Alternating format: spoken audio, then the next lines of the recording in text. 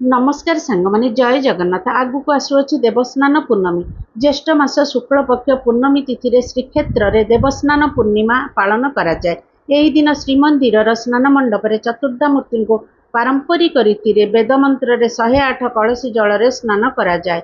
स्नान सरिबा परे दियो मानको गजानन बेश रे सज्जित करा जाए। दियो मानको अन्य समय रे मंत्र स्नान करा जाए, किंतु एही पूर्णमी रे वर्ष को थरे जगन्नाथ भाई भौणी जल स्नान करती। स्नान पूर्णमी दिन सबुदिन परी श्रीमंदिर रे कबाट फिटा पहातिया अवकाश गोपाल बल्लभ सकाळ धूप दीपर धूप आदि समस्त रीतिनीति सरिबा परे अल्प समय पई पहुड़ पड़ी थाए।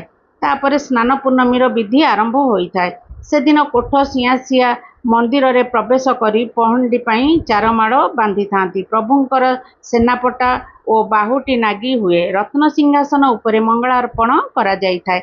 चतुर्धामूर्ति को दईतापति माने पहंडी करि थांती, किंतु मदन मोहन को ब्राह्मण गोष्ठीर सेवक माने पहंडी विजे कराई थांती।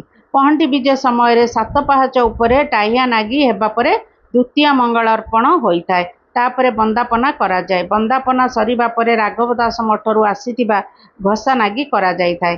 तापरे ठाकुर माने पंक्ति खाई स्नान वेदी को जाई अवस्थान करिथांती। गराबड़ू सुवर्ण कलश धरी शून्य कूहू जल आनी थांती। शून्य कूहू 108 कलश जल आनी वैदिक विधि रे स्नान जल अभिमंत्रित होइथाए। अभिमंत्रित होइथिबा 108 कलश जल रे अष्टबंध कृष्ण गुरु रशीर गोरचना देवदारू मुथा हरिताल बाहाड़ा आमलकी सचिष्टा ताम्रपन्नी सोमपन्नी और लोथा मिसा जाई थाए। सेही गंधयुक्त अभिमंत्रित जल रे दारु ब्रह्म को श्रीजीव मानू 108 गरा जल रे स्नान करा जाए।